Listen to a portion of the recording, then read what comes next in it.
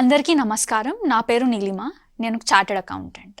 ఇవాల్టి ఈ వీడియోలో మనమందరం బేసిక్స్ ఆఫ్ ఫైనాన్సెస్ అంటే డబ్బుల విషయంలో తెలుసుకోవాల్సిన ఇంపార్టెంట్ టర్మ్స్, మన బిజినెస్ ఫైనాన్సెస్, మన పర్సనల్ ఫైనాన్సెస్ గురించి నేర్చుకుందాం.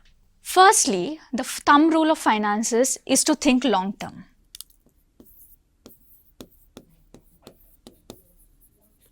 మనం ఎప్పుడైనా సరే మన జీవితంలో డబ్బుల విషయంలో మినిమమ్ ఆఫ్ 3 to 5 years అనే గ్యాప్ని మనం పెట్టుకోవాలి. నాకు 3 years తర్వాత ఎంత కార్పస్ కావాలి, నాకు 5 years తర్వాత ఎంత కార్పస్ కావాలి, నేను ఉండే స్టేజ్ ఆఫ్ లైఫ్ ప్రకారంగా నాకు 5 lakhs కావాలా, 10 lakhs కావాలా, నాకు 15 lakhs కావాలా అనేది ఎవరి లైఫ్ స్టైల్ని బట్టి వాళ్ళు డిసైడ్ చేసుకోవాల్సి వస్తుంది. అంతేకాని very quick decisions towards finances is not advisable. So once we know మన లాంగ్ టర్మ్ ఫైనాన్షియల్ కార్పస్ మనకి ఎంత అయితే ఉండాలనుకుంటుందో దాని ప్రకారంగా మనం మన సేవింగ్స్ అనేది చేస్తాం. అండ్ సేవింగ్స్ అనే హ్యాబిట్ని బిల్డ్ చేసుకోవడం is very important towards finance. మనకి ఈరోజు ఒక 1000 రూపాయలు మనం సంపాదించుకున్నామంటే దాంట్లో ఎంత పర్సెంట్ మనం సేవ్ చేసుకోవాలి? మినిమమ్ ఆఫ్ 30 to 40% అనేది basic savings. But నవడేస్ the life style has become two consumer and spending such that అందరూ ఉన్న డబ్బుల్ని స్పెండ్ చేయడం కానీ లేదా ఈఎంఐస్ పైన చాలా డిపెండ్ అవ్వడం కానీ చేస్తున్నారు. కాబట్టి ఈ shift of mindset, the change in perspective towards a saving mindset is very important. Once we save and then the next step should be investing. Investing అనే విషయంలో మనకి ఎంత రిటర్న్స్ వస్తాయి, ఎక్కడ ఇన్వెస్ట్ చేస్తే రైట్, నా liquidity ఎంత, అంటే ఇప్పుడు నేను 2 years లోపు నాకు మనీ కావాలి లేదా 3 years లోపు మనీ కావాలంటే ఆ మనీ నాకు 3 years తర్వాత వస్తుందా లేదా అలానే స్టక్ అయిపోతుందా, that is called as liquidity. So ఇప్పుడు మనం ల్యాండ్లో ఇన్వెస్ట్ చేసామనుకోండి, ఆ లిక్విడిటీ అనేది తక్కువ ఉంటుంది, ఆ మనీ కన్వర్షన్ రేషియో తక్కువ ఉంటుంది. అదే మనం గోల్డ్లో ఇన్వెస్ట్ చేస్తే ఆ గోల్డ్ అమ్మేసి ఆ డబ్బులు మనకు తెచ్చుకోవడం చాలా easy. So that is called as liquidity. So మనం ఇన్వెస్టింగ్ చేస్తున్నప్పుడు మన రిస్క్ ప్రొఫైల్, మనం ఎంత రిస్క్ తీసుకోగలుగుతున్నాం, మన stage of life, maybe 25-year-old తీసుకున్న రిస్క్ని ఒక 35-year-old తీసుకోలేరు. ఎందుకంటే 25-year-old they have long time, చాలా టైం ఉంటుంది వాళ్ళకి. ఈరోజు తీసుకున్న రిస్క్ని బట్టి వాళ్ళు మనీ పోయినా కూడా మళ్ళీ ఆ మనీ సంపాదించే ఎబిలిటీ, ఆ టైం వాళ్ళకు ఉంటుంది.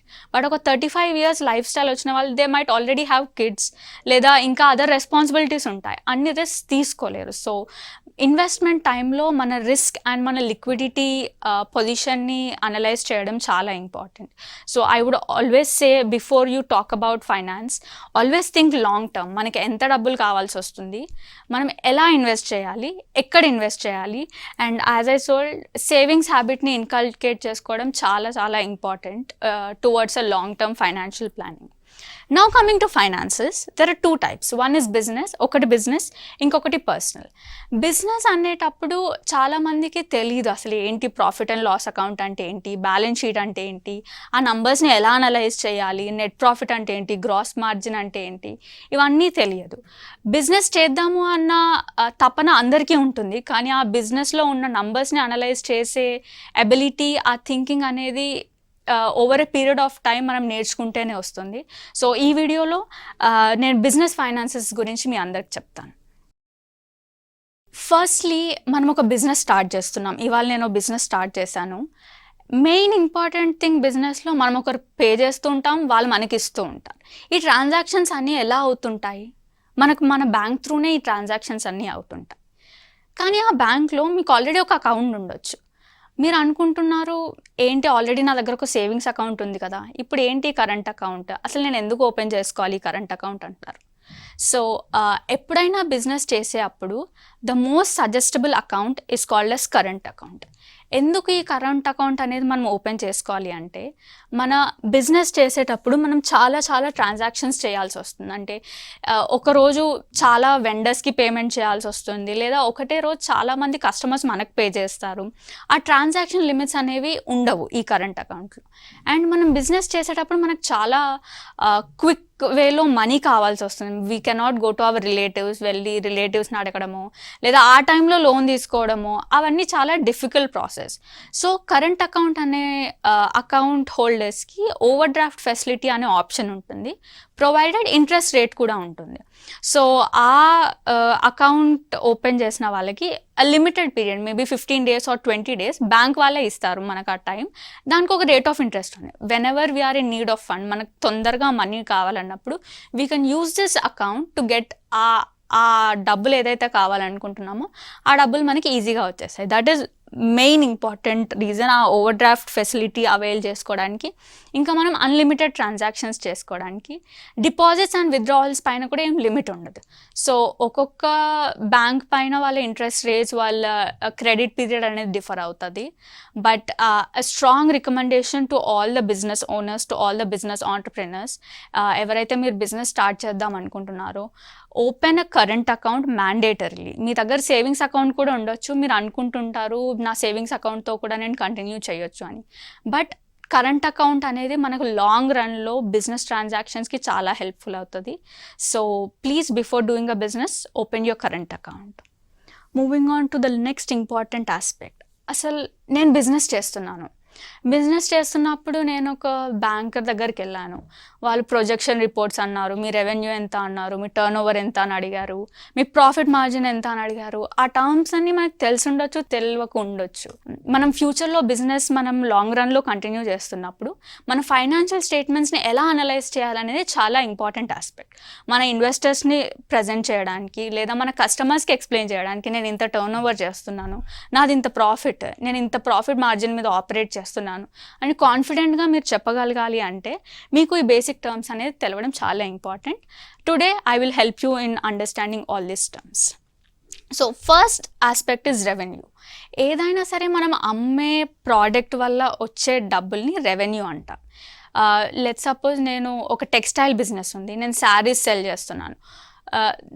పర్ శారీకి ఇంత ప్రైస్ అని ఉంటుంది. ఆ శారీ అమ్మడం వల్ల నాకు ఎంతైతే డబ్బులు వస్తున్నాయో దాన్ని రెవెన్యూ అంటాం.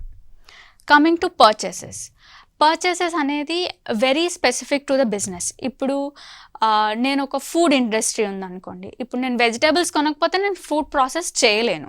సో ఏదైతే directly related to the business, ఆ బిజినెస్ చేయడానికి కావాల్సిన పర్చేసెస్ నేను చేయాలి, అవి కొనాలి అనే వాటిని మనం పర్చేసెస్ అంటాం.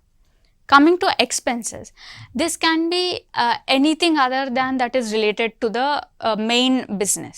ఇప్పుడు అడ్వర్టైజ్మెంట్ ఎక్స్పెన్సెస్ కానీ, షిప్పింగ్ కానీ, ట్రాన్స్పోర్టేషన్ కానీ, ప్రింటింగ్ కానీ, ఇంకా ఏదైనా సరే other than what is related to your main business activities, దాన్ని మనం ఎక్స్పెన్సెస్ కింద కేటగరైజ్ చేయవచ్చు.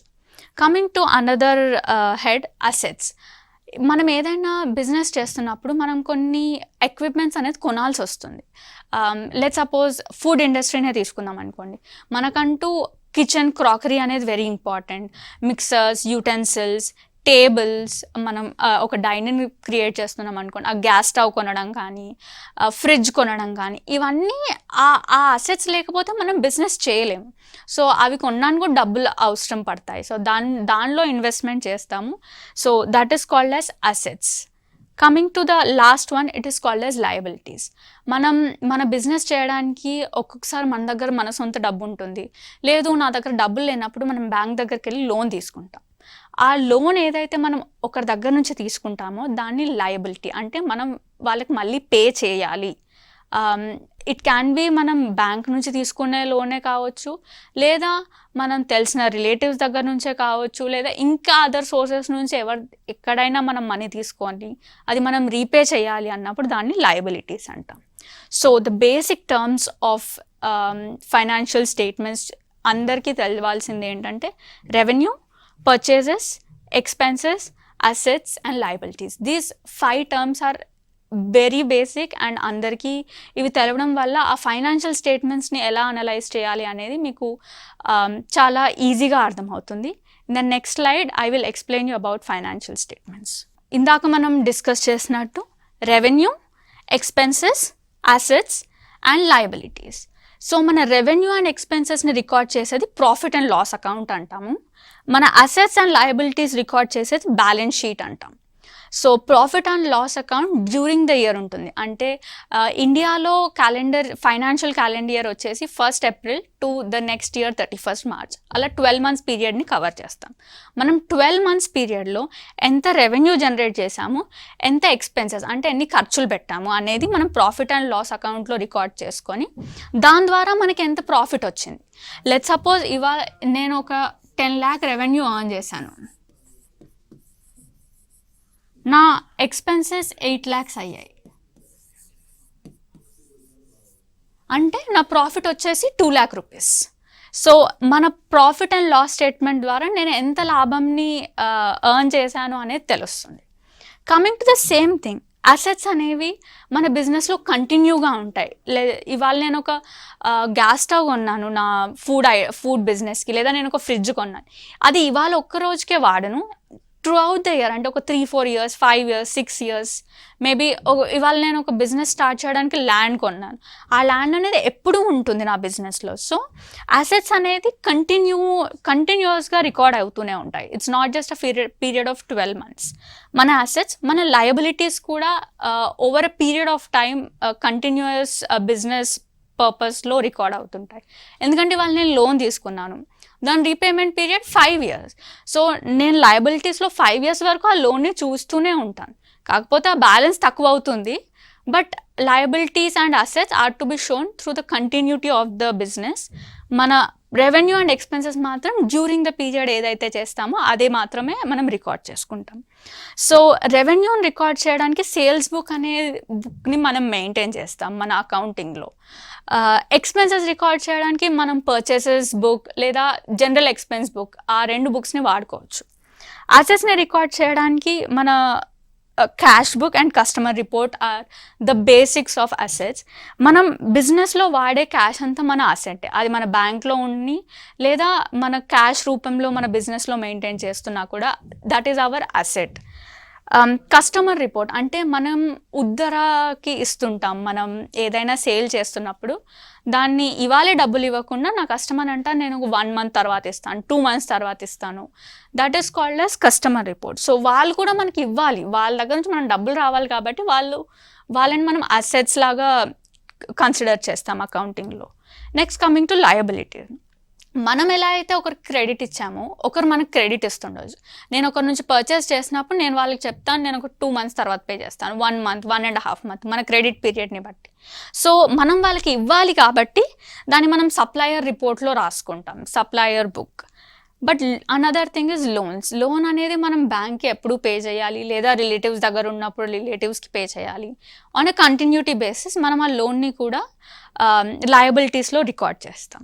So this is how financial statements should be analysed. మీరు ఎప్పుడైనా సరే ఒక బ్యాంకర్ దగ్గరికి వెళ్ళి లేదా ఎవరైనా వచ్చి మిమ్మల్ని మీ ఫైనాన్షియల్ స్టేట్మెంట్స్ అడిగినప్పుడు this is the profit and loss statement చూసి మీరు మీ ప్రాఫిట్ ఎంత ఎర్న్ చేశారో అది తెలుసుకోగలగాలి. అండ్ మన బ్యాలెన్స్ షీట్ ఇంకా లయబిలిటీస్ చూసి మన నెట్వర్త్ ఎంత ఉందో అది తెలుసుకోగలుగుతాం. So this is all about the financial statements. Next time ఎవరైనా ఫైనాన్షియల్ స్టేట్మెంట్స్ అని మిమ్మల్ని అడిగినప్పుడు మీరు ఈ టర్మ్స్ని అంతా కాన్ఫిడెంట్గా ఎక్స్ప్లెయిన్ చేయగలిగే మైండ్ సెట్ డెవలప్ చేసుకోవడం for the continuity of the business చాలా ఇంపార్టెంట్. ఎప్పుడైనా సరే మన బిజినెస్ని నంబర్ టర్మ్స్లో మన ఇన్వెస్టర్స్కి కానీ మన కస్టమర్స్కి కానీ ప్రజెంట్ చేసినప్పుడు వాళ్ళకు మన మీద నమ్మకం పెరుగుతుంది. ఇప్పుడు మీ బిజినెస్ ఏం చేస్తారంటే నేను టెక్స్టైల్ బిజినెస్ చేస్తాను అనడం దట్స్ ఫైన్, బట్ నేను textile business with 10 lakh turnover చేస్తాను అనడం it adds more weightage to what you're doing. So ఇప్పటి నుంచి మన బిజినెస్ని నంబర్స్ టర్మ్స్లో అనలైజ్ చేయడం స్టార్ట్ చేసినప్పుడు over the line 5 to 6 years ఆ టర్మ్స్కి మనం అక్వైంట్ అవుతాం. ఆ టర్మ్స్ని యూజ్ చేయడం ఎలానో, ఒకవేళ ఎవరైనా వచ్చి ఏదైనా అడుగుతున్నా కూడా మనం చాలా కాన్ఫిడెంట్గా చెప్పగలుగుతాం. So these are all the basics of financial statements that every business owner should know for them self. ఇందాక నేను ఎక్స్ప్లెయిన్ చేసినట్టు profit and loss account and balance sheet ఎలా ఉంటుందనేది నేను మీకు ఒక ఎగ్జాంపుల్ ద్వారా చూపిస్తాను. మన ప్రాఫిట్ అండ్ లాస్ అకౌంట్లో నేను చెప్పినట్టుగా రెవెన్యూ ఎక్స్పెండిచర్ అనేది రికార్డ్ చేస్తాం. గ్రాస్ రిసీట్స్ ఏదైతే ఉందో దాన్ని రెవెన్యూ అంటాము. It is just an example, not hard and fast rule ఇలానే ఉండాలని లేదు. Every business has different streams of income, every business has different streams of expenses. So నేను తీసుకున్న ఈ ఎగ్జాంపుల్లో మనకి రెవెన్యూ అనేది ఒక 72 lakhs అనేది ఉంది. Coming to the other side మన ఎక్స్పెన్సెస్, మన బిజినెస్ రన్ చేయడానికి మనకు చాలా ఎక్స్పెన్సెస్ ఉంటాయి.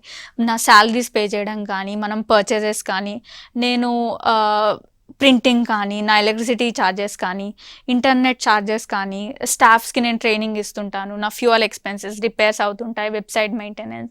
So there will be multiple expenses that as a business owner I will incur. So you keep accounting all these expenses. Then at the end నాకు వచ్చిందే 72 lakhs rupees. నా expenses అన్నీ తీసేస్తే నా దగ్గర 6.5 lakh rupees అనేది profit ఉంది.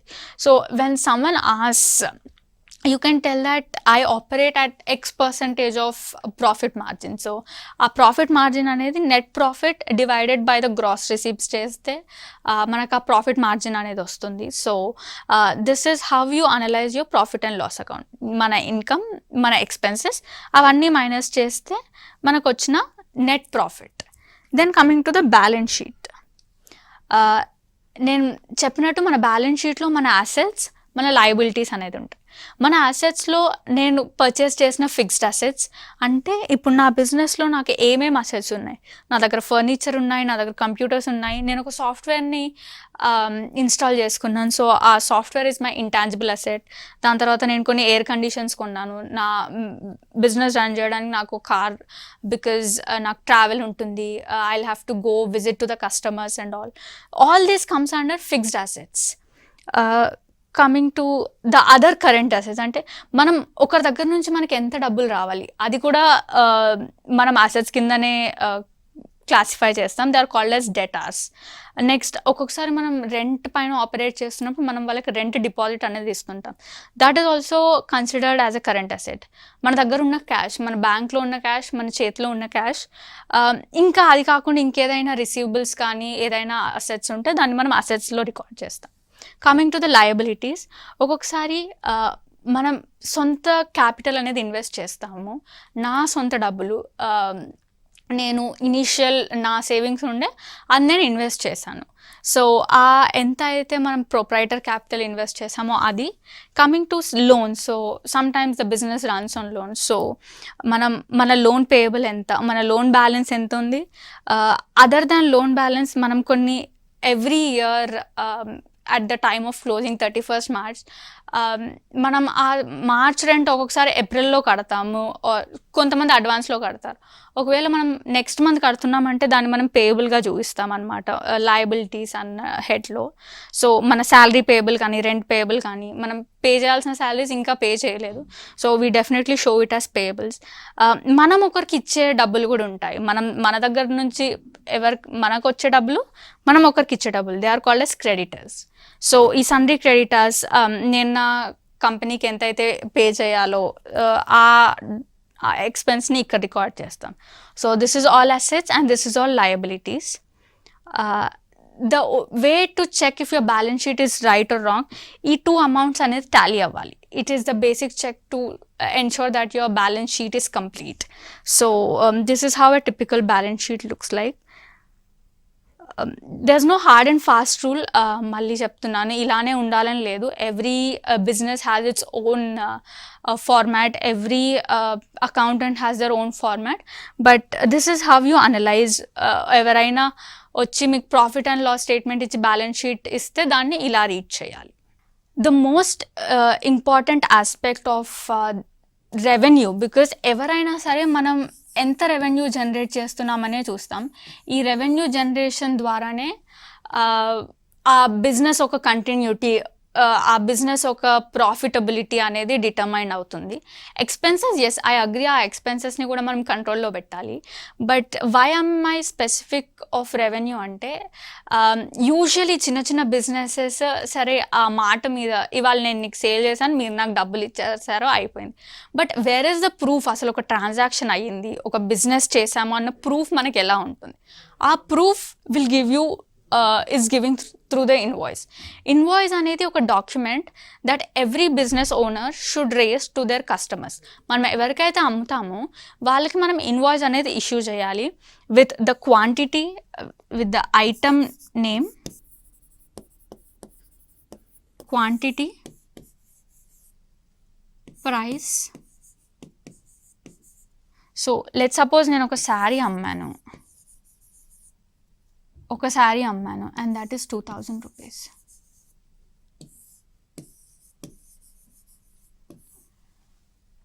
ఒకప్పుడు మనం ఇదంతా మాన్యువల్గా చేసేవాళ్ళం, లేదా బుక్స్ అనేది ఉండేవి, మనం ఫోల్డబుల్ బుక్స్ మనం రాసి ఇచ్చేవాళ్ళం, ఆ బుక్స్ని టాలీ చేసుకునే వాళ్ళం. That is manual way of maintaining your invoices or your revenue amount. But ఇప్పుడు చాలా డిజిటలైజేషన్, ఏఐ జనరేషన్లో మనం డిజిటల్ టూల్స్కి స్విచ్ కావడం చాలా important. And one such suggestible app is Vyapar. It's not a promotion of the app but a very user friendly app. మనం మన ఫోన్లో download చేసుకొని మనం తెలుగులో అయినా ఇంగ్లీష్లో అయినా మనకి ఏ లాంగ్వేజ్ కంఫర్టబుల్ ఉంటే ఆ లాంగ్వేజ్ చూస్ చేసుకొని యాప్ ఓపెన్ చేయగానే the first page generate invoice అని ఉంటుంది. జస్ట్ ఆ జనరేట్ ఇన్వాయిస్ ప్రెస్ చేసి మనం ఏదైతే కస్టమర్కి వాళ్ళ కాంటాక్ట్ మన ఫోన్లో ఆల్రెడీ సేవ్ అయి ఉంటే ఆ కస్టమర్ కాంటాక్ట్ క్లిక్ చేసి మనం ఎంత సేల్ చేసాము అనే అమౌంట్ రాసి జస్ట్ సెండ్ అని క్లిక్ చేస్తే ఆటోమేటిక్గా వాట్సాప్లో వాళ్ళకి మన బిల్ జనరేట్ అయిపోతుంది విత్ యువర్ బిజినెస్ నేమ్. ఈ బిజినెస్ నేమ్ అనేది ఉండడం చాలా important. Then it will be a proof that ఈ బిజినెస్ నేమ్ మీద ఇంత ట్రాన్సాక్షన్ అయ్యింది. ఫ్యూచర్లో మనకు ఆ కస్టమర్ డబ్బులు ఇవ్వకపోయినా మనం లీగల్గా ప్రొసీడ్ అవ్వడానికి లేదా ఎవరికైనా ప్రూఫ్ చూపించడానికి this invoice will play a very important role. So I suggest everyone, అందరినీ కూడా ఈ డిజిటలైజేషన్ ఎరాలో ఇలాంటి యాప్స్ని యూస్ చేసి మనం ఏదైతే బిల్లింగ్ చేయాలనుకుంటున్నామో దాన్ని డిజిటల్ రికార్డ్స్ మెయింటైన్ చేయడం అనేది చాలా important. Over the period of time అది కంటిన్యూటీ మెయింటైన్ చేసినట్టు అవుతుంది మన బిజినెస్కి. సెకండ్ ఇంపార్టెంట్ థింగ్, చాలామంది బిజినెస్ చేస్తున్నప్పుడు స్టార్ట్ చేస్తారు, బట్ ఒక పాయింట్ వచ్చిన తర్వాత ఆ డబ్బుల్ని ఎలా మేనేజ్ చేయాలి, డబ్బులు వస్తున్నట్టే అనిపిస్తాయి కానీ నా చేతిలో ఏం మిగలట్లేదు, లేదా నేను ఎక్కువ స్పెండ్ చేసేస్తున్నాను అంత రావట్లేదు. So I'm operating on a negative cash flow, అంటే నేనే ఇంకా అప్పు తెచ్చి మరీ నా బిజినెస్ రన్ చేయాల్సి వస్తుంది. అలాంటి సిచ్యువేషన్స్ ఫేస్ చేస్తూ ఉంటాం over the point of business. So అది ఎప్పుడు అవుతుందంటే మన వర్కింగ్ క్యాపిటల్ని ఎప్పుడైతే ఎఫెక్టివ్గా మేనేజ్ చేయమో అప్పుడు అలా అవుతుంది. ఫర్ ఎవ్రీ బిజినెస్ ఓనర్ మన బిజినెస్ స్టార్ట్ చేసినప్పటి నుంచి దాని ఒక ప్రాఫిటబిలిటీ లేదా ఒక మంచి టర్న్ ఓవర్, ఆ కస్టమర్స్ వస్తున్నారు, మన సేల్స్ ఇంక్రీజ్ అవుతుంది అని చెప్పుకోవడానికి minimum of time is required in any business. So 6 months is minimum. ఈ 6 months తర్వాత మనకు ఆ కస్టమర్స్ మనల్ని ట్రస్ట్ చేయడం కానీ, మన సేల్స్ ఇంక్రీజ్ అవ్వడం కానీ, మనం వేరే మార్కెట్ ప్లేసెస్కి వెళ్ళడం కానీ, expansion is two quick. Expansion it will happen mostly after 1.5 2 years. But చాలా ర్యాపిడ్గా అగ్రెసివ్గా బిజినెస్ చేస్తున్నప్పుడు ఫ్యూ బిజినెసెస్ 1 yearలో కూడా చాలా ఎక్స్పాండ్ అవుతాయి. So what I'm trying to tell is give yourself 6 months of enough funding even before you start of a business.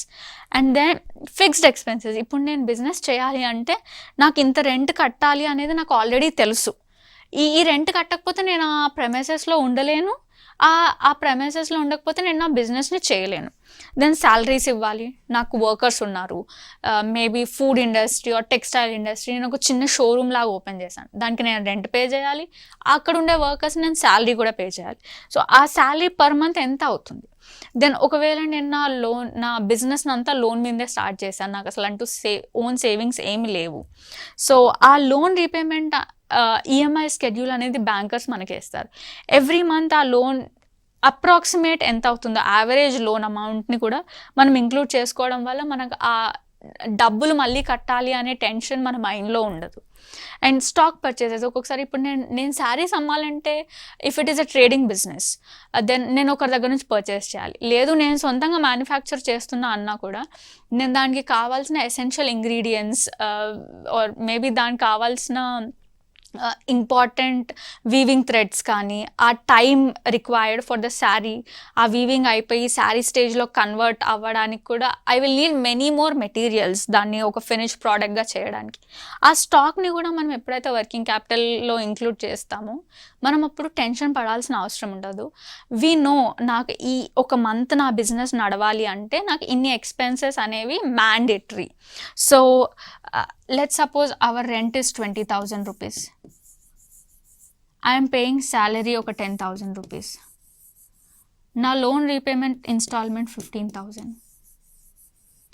నా stock purchases any business, it can be either a food business or it can be a trading business or it can be soap manufacturing business, కొంచెం basic stock అనేది మనం purchase చేయాల్సి ఉంటుంది.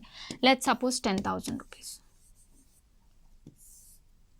20,000, 30, 45, 55. So every month అనేది ఇంత expense that is mandatory for me. ఈ expenses లేనిది నేను నా బిజినెస్ని నడపలేను. I'm telling this 55,000 fixed expense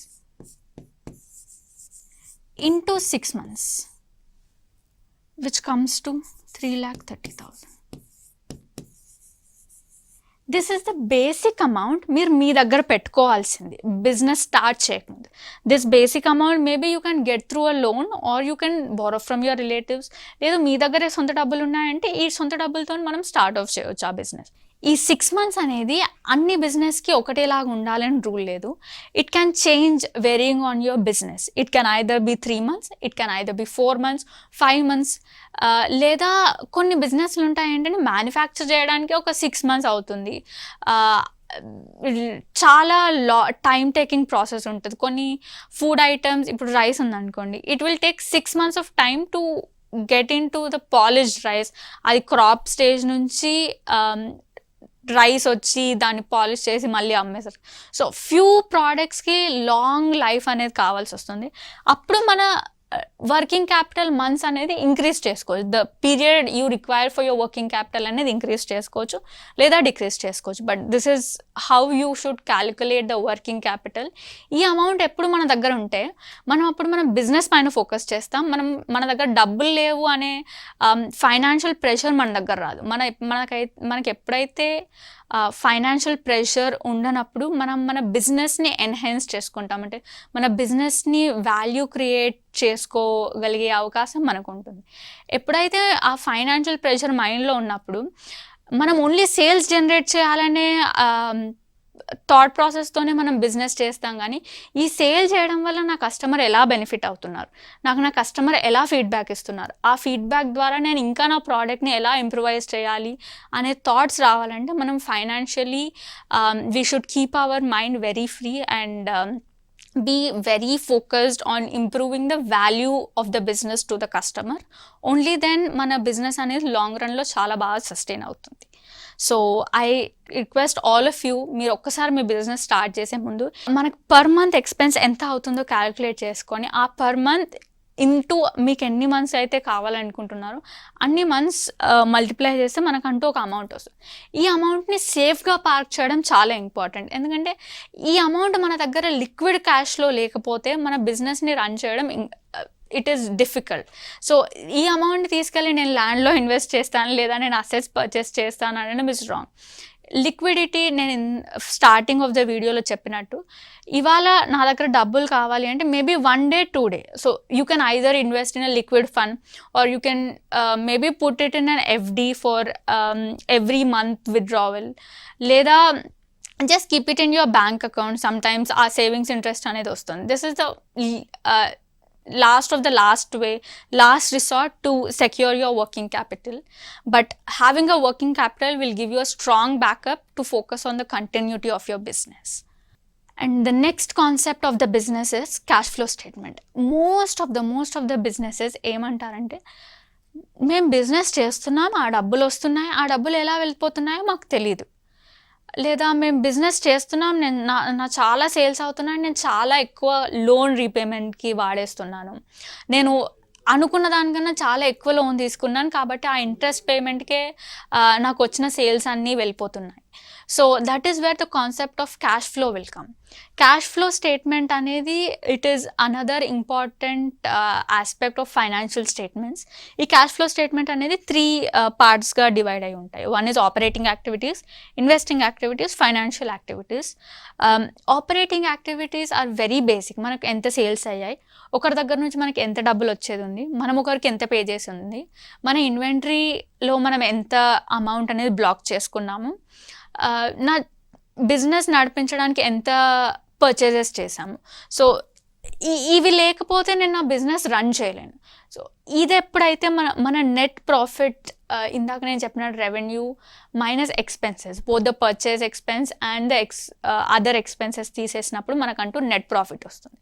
మన ఆపరేటింగ్ యాక్టివిటీస్ నుంచి జనరేట్ అయ్యే cash should be greater than the net profit. Okay, let me give you revenue minus expenses, all the expenses will give you net profit. All the expenses. So మన operating activities నుంచి generate అయ్యే income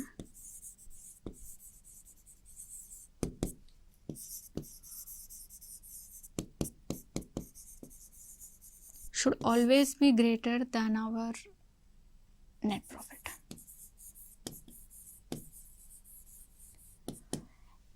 ఇది ఎప్పుడైతే మనం analyse చేయగలుగుతామో అప్పుడు then we can tell that my business is very healthy. అప్పుడు నా revenue is in line, my trade receivables are okay. అంటే నేను 2 months వెయిట్, మరీ 2 months ల్యాక్ కాదు, 3 months ల్యాక్ కాదు, నా బిజినెస్కి సరిపోయే విధంగా నేను ఎవరికైతే కస్టమర్స్కి ఉద్దరలో సేల్ చేశానో వాళ్ళు నాకు రీపే చేస్తున్నారు. That is a very healthy way of having a business. Because మనం ఒక కస్టమర్కి ఇచ్చి వాళ్ళు మనకు రీపే చేయట్లేదు అంటే ఆ బిజినెస్ వయబుల్ అవుతుందో లేదో క్యాష్ వైస్గా మేబీ సేల్ అవ్వచ్చు, కానీ మనం డబ్బులు రానప్పుడు ఆ బిజినెస్ చేసి ప్రయోజనం ఏంటి? సో మనం ఎప్పుడైతే కస్టమర్స్కి ఆ క్రెడిట్ పీరియడ్ ఇస్తామో it's very important to know మన పర్చేజెస్, మన వెండర్స్ దగ్గర నుంచి ఎంత క్రెడిట్ పీరియడ్ ఉంది మనకి.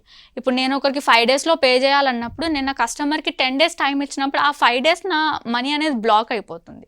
సో మీ కస్టమర్స్కి తక్కువ పీరియడ్కి క్రెడిట్ ఇవ్వడం, లేదా మన వెండర్స్ కొంచెం ఎక్కువ క్రెడిట్ పీరియడ్ మాట్లాడుకోవడం is ideal situation to manage the cash flow in the business. Or okay, your customer మనం చాలా క్రెడిబుల్ ఉన్న కస్టమర్ అంటే we can give an extended credit period, but make sure you always have the flow of money into your business through your trade receivables or your customers, and you pay your creditors also on time. Because మనం ఎప్పుడైతే మనకు ఒకరికి ఇవ్వాల్సిన డబ్బులు అది టైంకి ఇస్తేనే వాళ్ళకి మన నమ్మకం ఉంటుంది. సో ఆ నమ్మకం మీదనే మన బిజినెస్ అనేది పోతుంది. మనం ఒకరికి పే చేస్తున్నప్పుడు always it should be on time to increase the credibility and the worth of the business. So this talks about operating activities. మనం ఒకరి నుంచి మనకి ఎంత రావాలి, మనం ఒకరికి ఎంత ఇచ్చేది ఉంది, మన రెవెన్యూ ఎంత, మన స్టాక్లో ఎంత అమౌంట్ అనేది ఉంది. This tells about the operating activities. Coming to investing activities, ఇప్పుడు నేను నా బిజినెస్లో ఉన్న డబ్బుల్ని అసెట్స్ కొనడానికి నేను ఇన్వెస్ట్ చేశాను, లేదా టుడే నా దగ్గర ఒక ఆల్రెడీ షోరూమ్ ఉంది, నేను ఇంకొక కొత్త షోరూమ్ని ఓపెన్ చేస్తున్నాను. సో నేను ఎలా ఇన్వెస్ట్ చేస్తున్నాను ఆ మనీని నా ఫ్యూచర్ ఎక్స్పాన్షన్ కోసం అని. So that talks about investing activities. Investing activities is all about assets. ఇక్కడ అసెట్స్ సేల్ కూడా చేయొచ్చు. ఒక్కొక్కసారి మన బిజినెస్లో మనం ఆ అసెట్ని యూజ్ చేయలేము, సో అది నేను సెల్ చేసి నేను ఆ డబ్బుల్ని వాడుకుంటాను. Or maybe over a period of time నేను కొన్న అసెట్ చాలా వాల్యూ లాస్ అయిపోయింది కాబట్టి I should have to sell. Let's suppose I bought vehicle for my business, ఎందుకంటే నాకు చాలా షిప్పింగ్ చేసేది ఉంటుంది, నేను వెళ్ళి కస్టమర్స్కి డెలివర్ చేయాలి. 5 years తర్వాత it will lose it's value and మనం సెల్ చేయాలి, దానికంటూ సేల్ వాల్యూ ఉంటుంది. So either assets sale are purchase is covered under investing activities. And coming to financial activities, నేను ఎంత లోన్ తీసుకున్నాను, ఆ లోన్ మీద ఎంత ఇంట్రెస్ట్ పే చేస్తున్నాను అనే ఆస్పెక్ట్ని ఫైనాన్షియల్ యాక్టివిటీస్లో కవర్ చేస్తాం.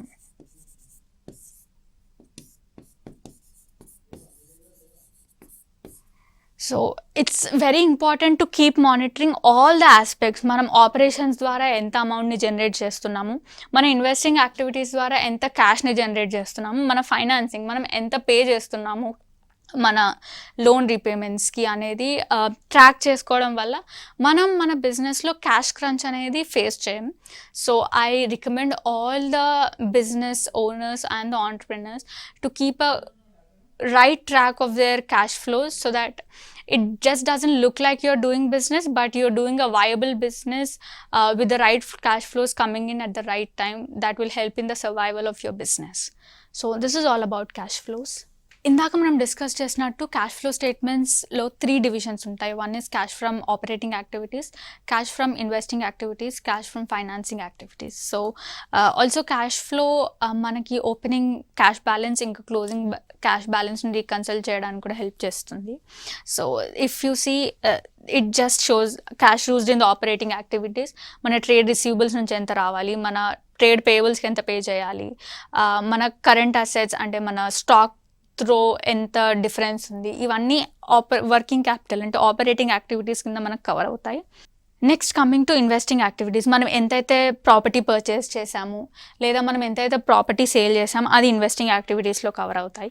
ఫైనాన్సింగ్ యాక్టివిటీస్, మనం ఏదైనా బారోయింగ్స్ తీసుకున్నామా, మనం ఏదైనా ఇంట్రెస్ట్ పే చేసామా అని చెప్పడానికి financing activities. And at the end మనకున్న క్యాష్ బ్యాలెన్స్ ఆర్ బ్యాంక్ బ్యాలెన్స్తో ఇది రికన్సైల్ అవ్వాలి. సో దిస్ ఈజ్ హౌ మనం క్యాష్ ఫ్లో స్టేట్మెంట్ని రీడ్ చేయాలి. మన బిజినెస్ని ఎలా ఫైనాన్షియల్గా అనలైజ్ చేయాలి అనేది ఈ వీడియో ద్వారా నేర్చుకున్నాం. కానీ ఈ మధ్యకాలంలో ఫైనాన్షియల్ ఫ్రాడ్ అనేది చాలా ఎక్కువగా మనం వింటున్నాం. మనం ట్రాన్సాక్షన్స్ చేసే టైంలో మనకు అన్నెసెసరీ ఓటీపీస్ రావడం, తెలియని వాళ్ళకి ఎవరికో మనం బ్యాంక్ ఓటీపీస్ సెండ్ చేయడం, లేదా ఎవరో కాల్ చేసి మనం ఓటీపీ అడగడం, మన ఫోన్ హ్యాక్ అవ్వడం, ఇలాంటి చాలా అన్సర్టైన్ ఈవెంట్స్ వల్ల మనం మన బ్యాంక్లో ఉన్న మనీని లూజ్ చేసుకుంటున్నాం. So as business owners it is very important to be financially aware of the fraud techniques that the third person or the stranger uses to hack our account. So one message that I would like to convey is never share your bank OTP to anyone. మీకు వచ్చిన bank ఓటీపీని ఎవరితో share చేయకండి. And me screen పైన ఏదైనా unwanted screen popup అయినప్పుడు proceed, click next, go next అని directions వచ్చినప్పుడు కూడా please don't use such popups or the messages that come on to your screen.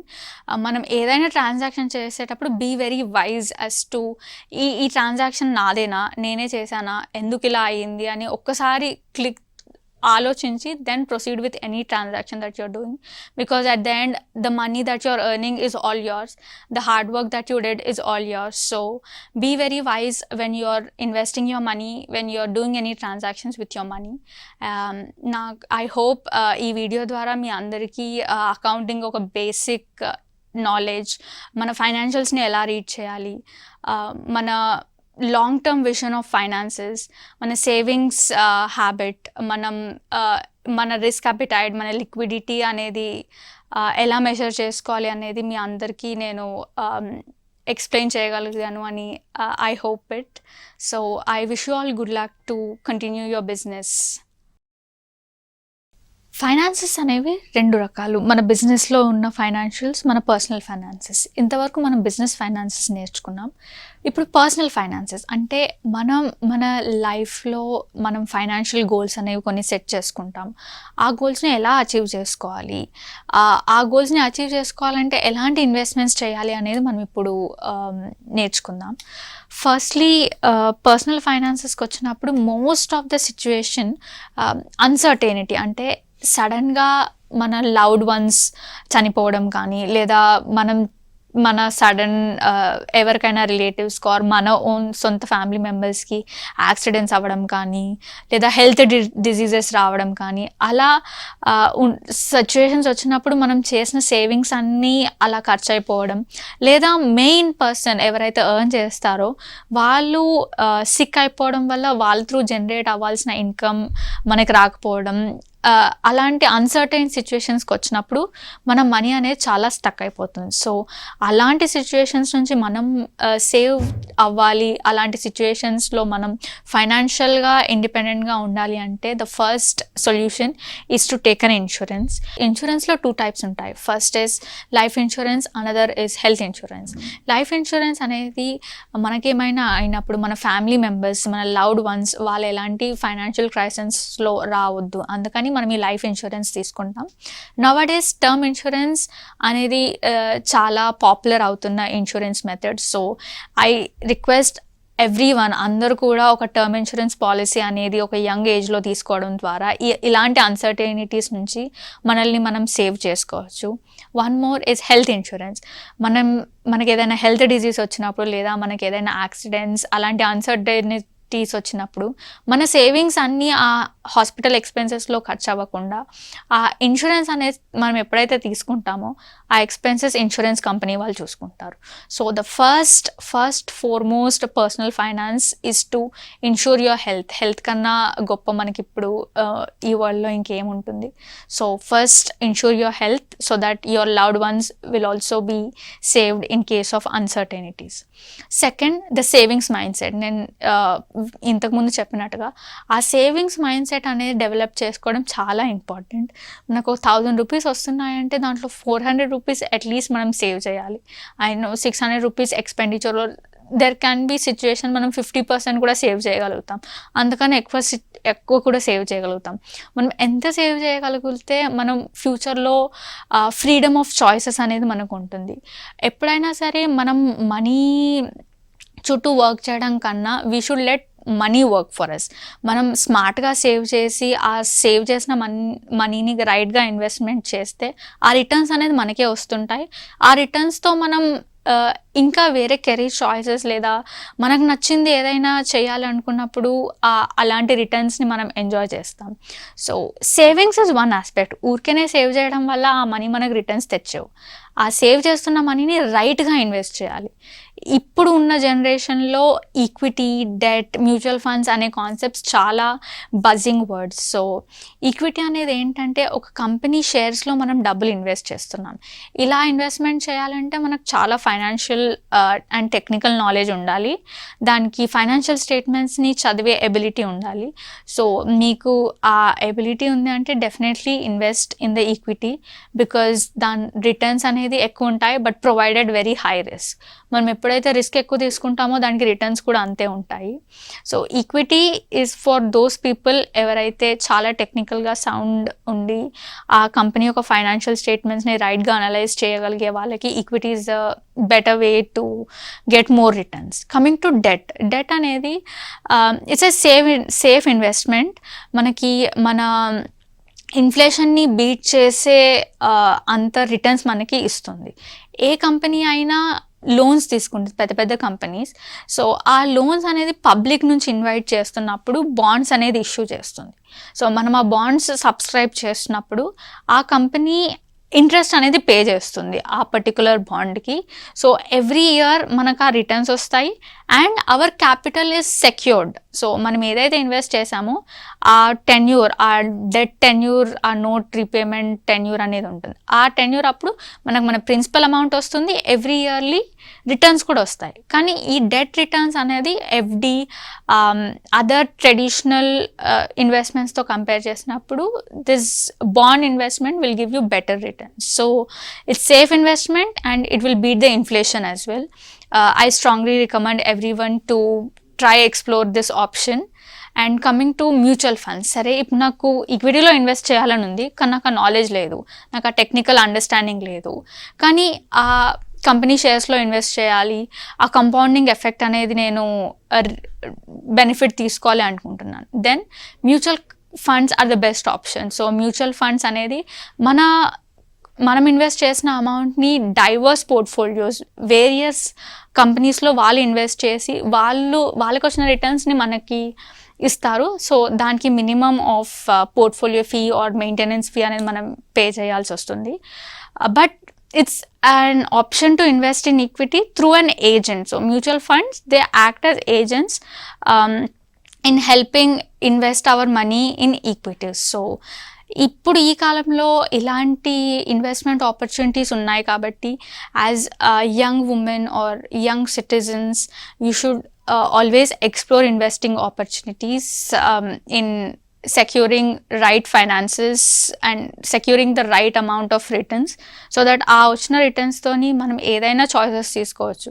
ఎప్పుడైతే ఫైనాన్షియల్గా సెక్యూర్గా ఉంటామో మనం మన చాయిసెస్ పైన చాలా కాన్ఫిడెంట్గా ఉంటాం. మనకి ఇష్టం వచ్చిన మనకి నచ్చిన చాయిస్ని మనం తీసుకోగలుగుతాము. So this is how personal finances are very important. First secure your health, then save చేసిన మనీని రైట్గా ఇన్వెస్ట్ చేయండి. టూ మచ్ రిస్క్ చేసుకున్నప్పుడు ఆ రిస్క్కి తగ్గట్టుగా రివార్డ్స్ కూడా వస్తాయి. బట్ ఆ రిస్క్ టేకింగ్ అబిలిటీ మీలో ఉందా లేదా అది చెక్ చేసుకోండి. లేదు సేఫ్గా ఇన్వెస్ట్ చేయవచ్చు అంటే సేఫ్గా ఇన్వెస్ట్మెంట్ చేసే మోడ్స్ కూడా ఉన్నాయి. But I want to balance both equity and debt. మరీ అంత రిస్క్ తీసుకోలేను, మరీ అంత సేఫ్గా ప్లే చేయలేను అన్నప్పుడు mutual funds or SIPs are nowadays very feasible options of investing. So I strongly request all of you to please save a lot, invest a lot. మనం ఎంత డబ్బులు సేవ్ చేసి ఎంత ఇన్వెస్ట్ చేస్తే అది మనకు ఫ్యూచర్ ఫ్రీడమ్ అనేది మనకి ఇస్తుంది. Thank you everyone for watching this video.